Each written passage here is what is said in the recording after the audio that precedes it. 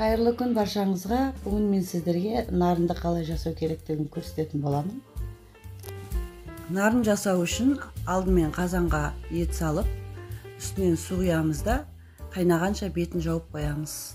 Қайнағаннан кейін көбігін алып, бір сәбізбен бір пиязды бүтіндей салып жібереміз. Қазанның бетін жауып, астын жай қойып, 2 сағат қайнатамыз. 2 сағат өткеннен кейін етін сүзіп алып, сорпасын құйып алып, үстінен су құямыз да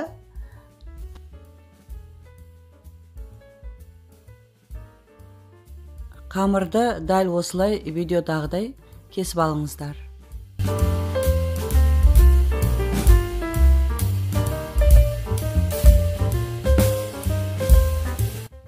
Қайнап тұрған суға тұз салып, одан кейін қамырды біртіндеп салып, піскеннен кейін сүзіп аламыз.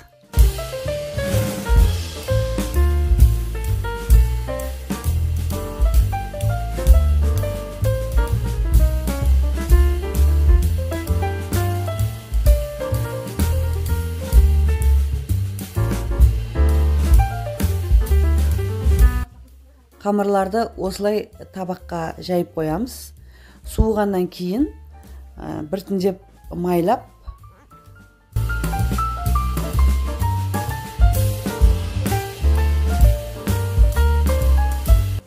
қамырды осылай орап, майдалап, жұқалап тураймыз.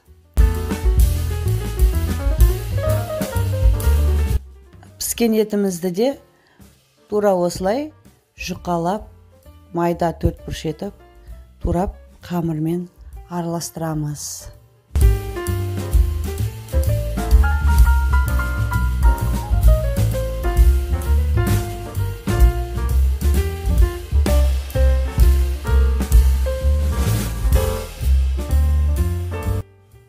Нарынымыз дайын болды.